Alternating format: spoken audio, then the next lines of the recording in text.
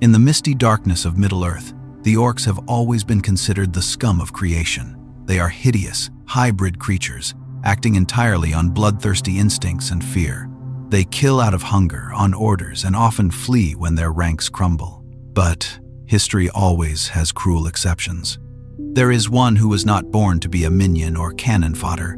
He was born to be a lord. He did not slaughter merely out of instinct. He slaughtered as an art of brutality, a method to sow absolute dominance over the minds of his enemies. His body is as pale white as the snow of the peak of Caradhras, crisscrossed with self-inflicted scars, each scar an indictment for the lives that have fallen at his feet. He is Azog, and after the horrific event at the eastern gate of Moria, the world forever called him by a name full of humiliation, but also full of terror: Azog the Defiler. To understand the origin of this madness, we must go back in time, returning to the most tragic years of the dwarves. It was the Third Age. Khazad-dûm, the greatest kingdom, the proudest pearl of the dwarves, had collapsed. Their greed to dig too deep for mithril had awakened a Balrog demon from the Elder Days. The wrath of fire and shadow swept the dwarves out of their own homeland. The once radiant Khazad-dûm was now turned into a giant, dark tomb, called by a new name full of death: Moria, the Black Chasm. Decades passed. The dwarves became wanderers. The proud King Thrór, grandfather of Thorin Oakenshield, grew old in torment and poverty. The loss of his homeland and the influence of the ring of power he wore on his hand pushed the old king's mind to the brink of delusion. In a desperate and blind decision, Thrór believed he could return, step through the gates of Moria, and restore his lost throne. He brought along a loyal companion named Gnar, crossing long journeys full of snowy wind, heading toward the east gate of Moria, the valley of Azanulbizar. Upon arrival, the great gates stood wide open, pitch black and silent. Gnar, with the intuition of an old soldier, tremblingly begged the king to turn back. He felt a suffocating, murderous aura emanating from the darkness. But Thrór, with eyes burning with the fire of stubbornness and kingship, brushed his friend aside. "I am the king of Durin's folk," Thrór said, his voice hoarse but full of pride. "This is my home. I do not need to ask anyone's permission to enter my own home." Thrór stepped through the vast stone archway, sinking into the darkness. Gnar stayed outside, hiding behind a rock, anxiously waiting. 1 day passed. Then 2 days, 3 days. The scene was eerily quiet. There was no sound echoing out besides the dripping water from stalactites. Until the 4th day, a chilling, ear-piercing horn blast tore through the silence of the valley, the buffalo horn of the orcs. From the darkness of Moria, an object was forcefully thrown out, rolling down the stone steps and stopping right on the faded grass. Gnar shuddered, stepped out from his hiding place, tremblingly approaching. When he clearly saw that object, the blood in the old warrior's veins seemed to freeze. It was the head of King Thrór. From the mist of the cave entrance, a looming figure stepped out. It was outstandingly taller and larger than any orc the dwarves had ever known. Its skin was pale white, pallid, wrapped in bulging muscle blocks and crude forged iron armor. Its eyes were cruel, glinting with a malicious intelligence, not at all ignorant. That was Azog. He didn't just kill Thrór. He committed a cruel act of humiliation unprecedented in the history of Middle-earth. With a rusted knife, the Defiler deeply carved his own name in Rudezrite onto the wrinkled forehead of the dwarf king, A-Z-O-G. Azog stepped forward, threw a tiny, tattered pouch of coins toward Gnar, letting out a gruff, hoarse voice in the black speech, sounding like stones grinding against each other. "Pick it up, you smelly beard. Take these cheap coins back and tell your dwarves. Anyone who dares to come near Moria will share the same fate. From now on, the ruler of the kingdom under the mountain is not Durin's folk, but Azog." After a savage laugh that shook the cliffs, a pack of orcs poured out of the cave, hacking the rest of Thrór's body into hundreds of small pieces to feed the warg wolves. Gnar could only clutch the king's head, running for his life in extreme terror and streaming tears. When Nar brought back the head bearing the disgraceful carving, silence enveloped the dwarf camp. Thorin, son of Thrór, sat motionless for 7 days and 7 nights, neither eating nor drinking, not speaking a word. On the 7th day, he stood up, threw his father's head into the fire, and let out a roar that tore through the northern sky. War. The news of this terrible humiliation spread like a wildfire. It crossed hills, pierced through deep forests, reaching every corner of Middle-earth where any dwarf clan lived. This feud was no longer just of Durin's folk. It was the shame of the entire race. The greatest forges burned day and night. Warhammers and double-bladed axes were sharpened to a razor edge. The indictment had been read. Azog the Defiler had sparked the fiercest, most brutal life-or-death war between dwarves and orcs. A bloody war lasting 9 years, only to lead to the fateful clash right at the very place it began. The Battle of Azanulbizar. The war between the dwarven race and the orcs was not a lightning-fast clash. It was a bloody, brutal, and persistent campaign that lasted for 9 long years. The outrage over the humiliating death of King Thrór united the 7 dwarf clans from all over Middle-earth. They marched like an unstoppable storm of steel, hunting down and destroying every orc lair from the freezing mountains of Gundabad in the north down to the Misty Mountains. But all rivers of blood eventually flow into a great sea. The final gathering point of this war of vengeance was the very place the origin of the crime began, the valley of Azanulbizar, lying right in the shadow of the eastern gate of the mines of Moria. As the dwarf army approached the foot of the mountain, the sky seemed to darken as well. The orcs were ready. They didn't just have overwhelming numbers, they also had the geographical advantage. The monsters poured out from the crevices, from the high slopes, forming a pincer tightly gripping the dwarf army. The ground quickly dyed a deep red. The deafening clash of metal mingled with mournful screams. The Battle of Azanulbizar had no room for elaborate tactics.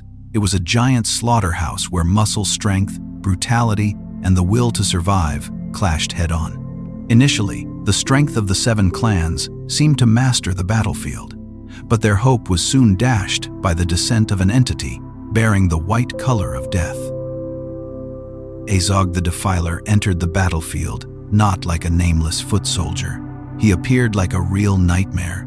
With the mindset of a master predator, Azog did not waste his energy on ordinary dwarf warriors. He knew how to break the enemy's morale the fastest, chop off their commanding head. The Pale Orc's goal was exceedingly clear: to annihilate the entire royal bloodline of Durin's folk. He charged into the midst of the encirclement like a grim reaper's scythe. Azog's superior physical strength was something no dwarf warrior could withstand. Every swing of his mace sent dozens of dwarves flying into the air, smashing iron shields and crushing ribs. He swept across the battlefield, hunting for Thorin, son of Thrór, and seeking to destroy anyone bearing the king's blood. The dwarven formation began to falter, crumbling before the overwhelming strength and limitless brutality of the Defiler. Despair began to spread within the ranks of the Stone Kingdom. Right at the center of that bloodstorm, the young heir to the throne of Erebor, Thorin, was pushed into a corner. A thunderous blow from a giant orc smashed his shield, knocking the prince down onto the muddy ground. Azog recognized his prey. The cold eyes of the Defiler lit up with fanaticism. He wanted to repeat exactly what he had done to Thorin's grandfather. The Pale Orc let out a savage roar, raising his weapon high, preparing to deliver the killing blow to completely wipe out the hope of Durin's folk. Through visual storytelling, director Peter Jackson created an iconic moment that shaped the greatest character of the franchise. When there was no shield left, when death was only a slash away, Thorin did not close his eyes, waiting to die. His eyes flared with a flame of tenacious survival and immortal pride. A close-up shot framed Thorin's trembling but powerful hand groping on the ground and tightly grasping a shattered oak branch lying amidst the battlefield. Azog brought his mace down, but Thorin's oak branch blocked it. Thorin used that very rough, crude oak branch as a shield. The wood splintered under the terrifying strength of the Pale Orc, wood splinters piercing Thorin's bleeding arm, but it did not break. The oak branch blocked the fatal blow. That was not just a spontaneous act of self-defense, it was a philosophical act of defiance. The flashiness of armor, the royal gold-plated silver shield had shattered, but the thing that saved the future king's life was a piece of the most ruined, rustic nature.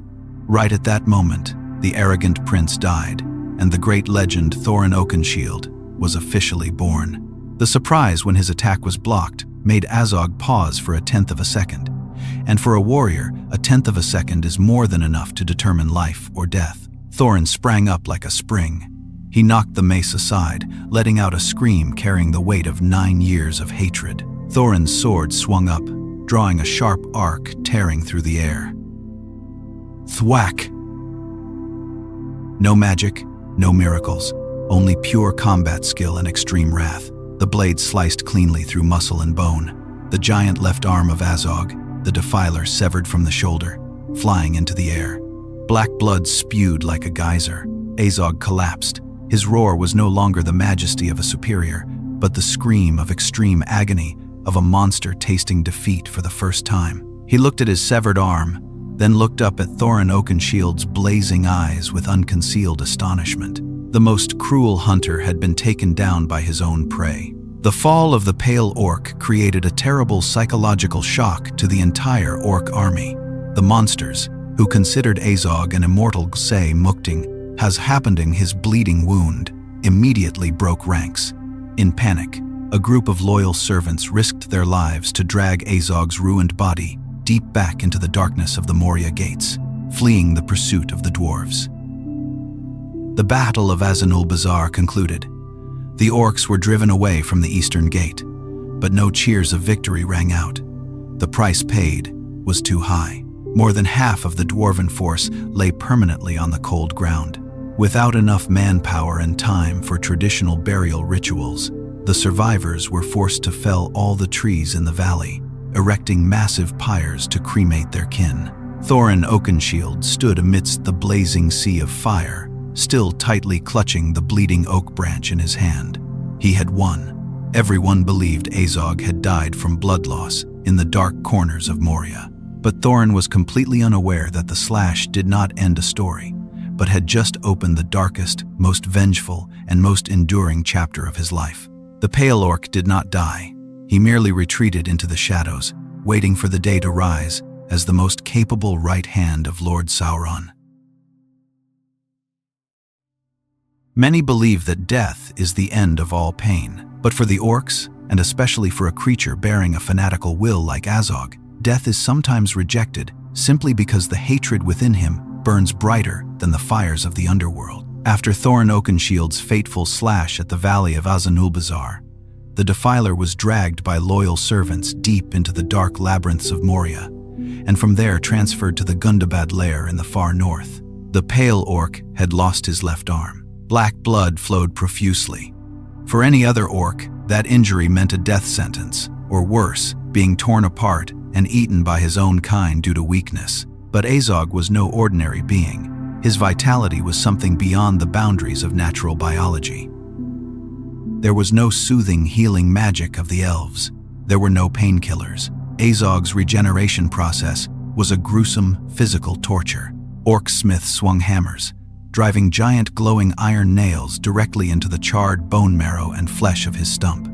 They welded a cold steel claw, later upgraded to a giant double-pronged dagger straight onto the severed arm. Director Peter Jackson used this sequence to portray a cruel philosophical transformation. Azog was not simply being healed.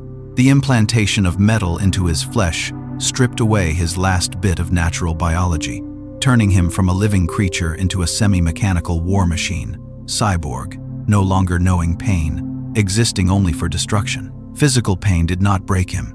He swallowed it whole, transforming it into a dark energy, nourishing his thirst for revenge against the lineage of Durin's folk to the point of fanaticism. Along with his new steel arm, Azog sought a new symbol of power to match his status as a lord.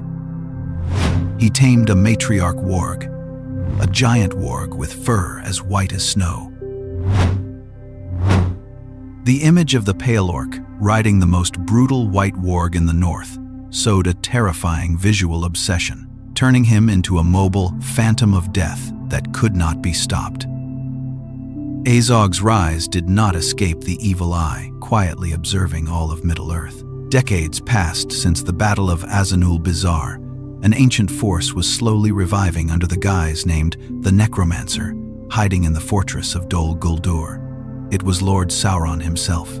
Although he had not yet regained his complete physical form and the One Ring, Sauron's geopolitical thinking remained extremely sharp. Sauron was devising a massive plan to pave the way for his return. His ultimate goal right now was not the south, but the north. He wanted to seize the Lonely Mountain, Erebor. Why Erebor? Not because of the massive pile of gold inside. In Sauron's strategic eyes, Erebor was an impregnable fortress at a choke point location. If he captured Erebor and the Land of Dale, he could restore the former witch realm of Angmar.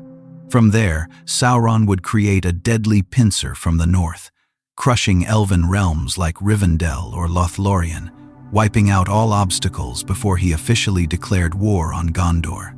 But to execute such a grand campaign, the dragon Smaug was not enough, because dragons are too arrogant and hard to control.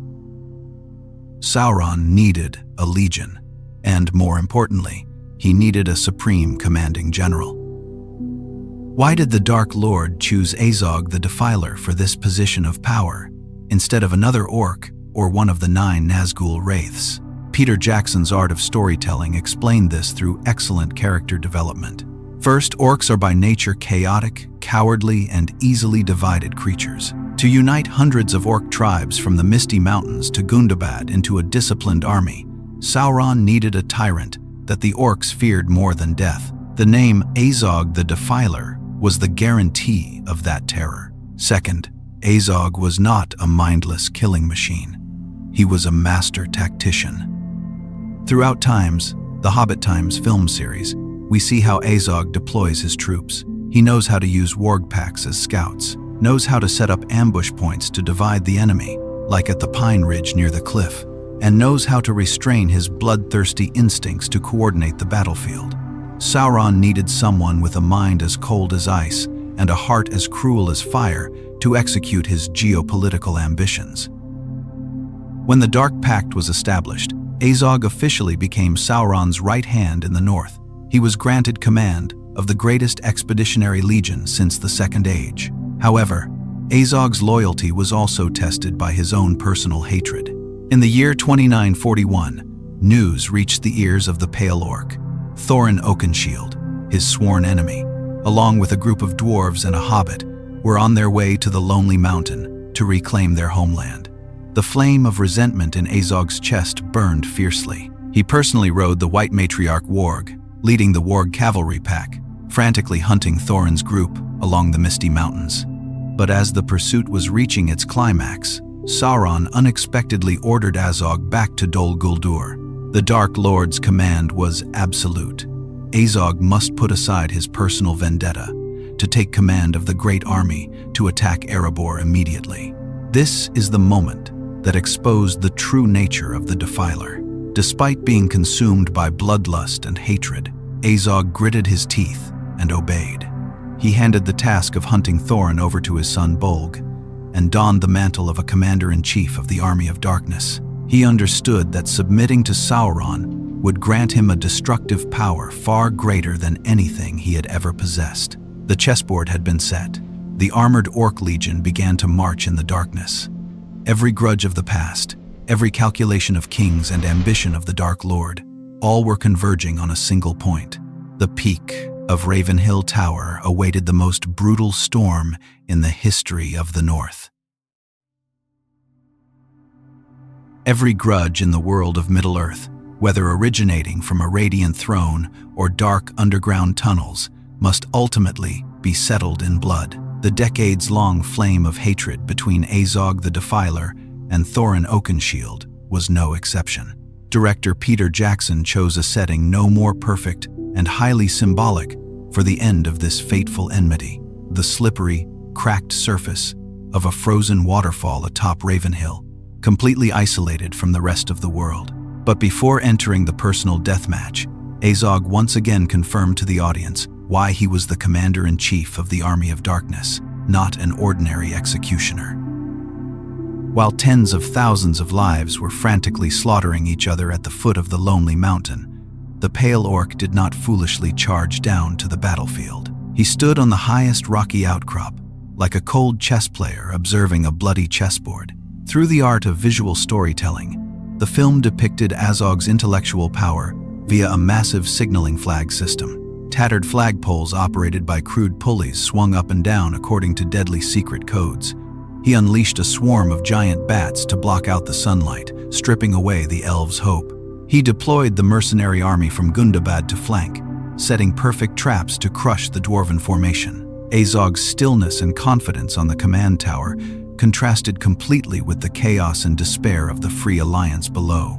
Only when Thorin Oakenshield personally led an elite group to break through the encirclement, charging straight up Ravenhill to cut off the snake's head, did the Defiler personally step out of the shadows.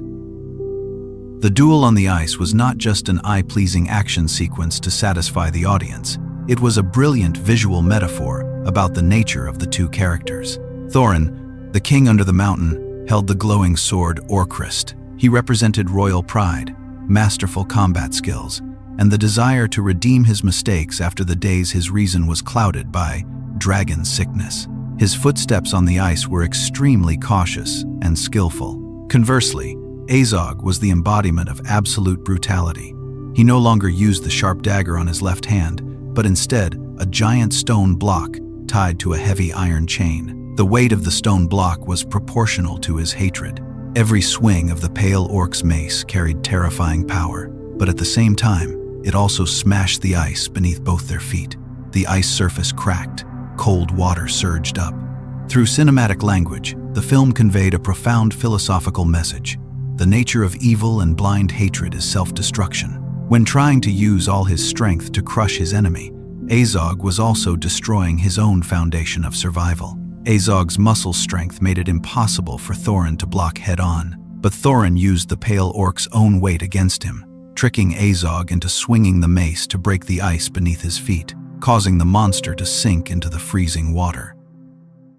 The audience barely had time to sigh in relief when Peter Jackson immediately delivered the final shock.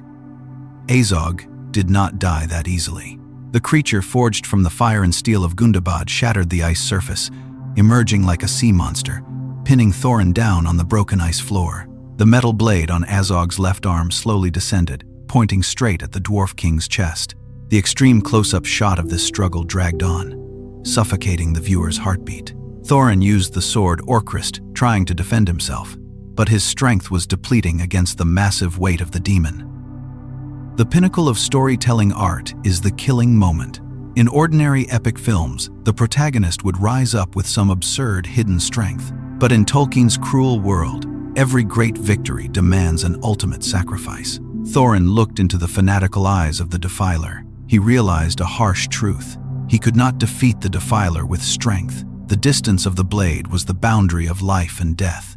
And Thorin made a history-altering decision. Thorin proactively pulled his arm back. Azog's rusted steel blade immediately pierced through the armor, plunging deep into his chest.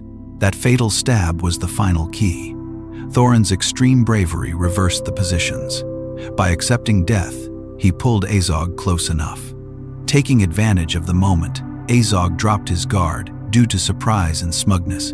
Thorin used his last bit of vitality to swing the sword Orcrist, delivering a decisive stab through the left chest of the pale orc, pinning his giant body down onto the cold ice surface. Azog the Defiler was dead. His frantic eyes finally faded under the gray sky of Erebor. The pale orc had lived like a bloodthirsty storm, a tyrant dominating every nightmare of the north, and died under the sword of the one he desired to destroy the most. But Azog's death also took the last breath of King Thorin Oakenshield. The kingdom of Erebor was reclaimed. The dynasty under the mountain was restored, but its true king would never sit on that radiant throne again. The hatred was buried under the ice, clearing the way for a new era of fragile peace. Through a brilliant cinematic lens, Azog the Defiler went far beyond the role of a mindless monster that only knew how to growl. He was a force of nature, a ruthless commander, a dark reflection of Thorin's own pride. He was the most perfect touchstone to forge the greatness and tragedy of the Oakenshield dynasty. The Pale Orc may have been defeated, but the terror he sowed on the screen will forever remain one of the most massive and haunting villainous marks of the entire Middle-earth cinematic legacy.